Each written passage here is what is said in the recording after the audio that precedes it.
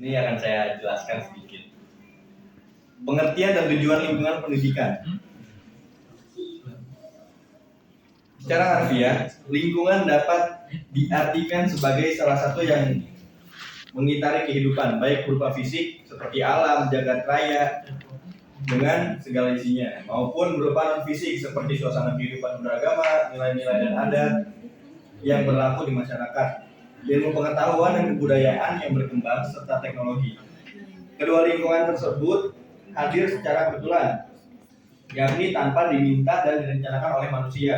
Seseorang yang lahir di Indonesia dengan lingkungan alaminya, atau yang lahir di Amerika Serikat dengan lingkungan alamnya pula, bukan atas permintaan sendiri. Demikian pula orang-orang yang menjadi orang tuanya, saudaranya, tetangganya, dan lainnya terjadi secara kebetulan, dilihat dari sudut pandang manusia dan merupakan takdir Tuhan, dilihat dari sudut pandang Tuhan. Lingkungan merupakan salah satu faktor pendidikan yang ikut serta menentukan corak pendidikan Islam yang tidak sedikit pengaruhnya terhadap anak didik. Lingkungan pendidikan adalah tanggung jawab siapa yang melaksanakan dalam pendidikan itu. Hal ini berkenaan dengan 3 pusat lingkungan pendidikan di keluarga, kemudian di sekolah, dan di masyarakat.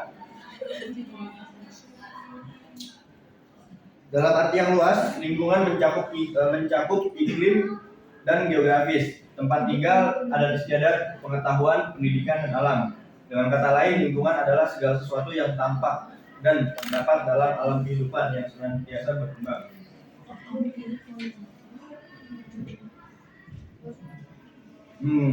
Lingkungan yang mengandung nilai pendidikan itu dapat dicontohkan dengan lingkungan pesantren.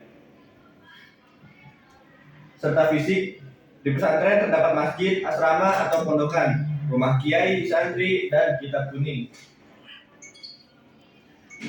Kelima ciri fisik tersebut hanya ada di pesantren, khususnya pesantren tradisional. Di tempat lain secara terpisah-pisah bisa dijumpai adanya masjid di kampung-kampung atau di kota-kota yang berpenduduk mayoritas Islam.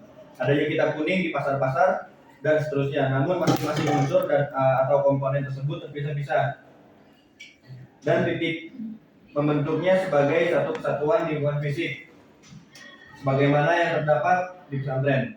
Selanjutnya, secara non fisik di pesantren terdapat nilai-nilai yang dipahami, dihayati, dan diamalkan dalam kehidupan sehari-hari.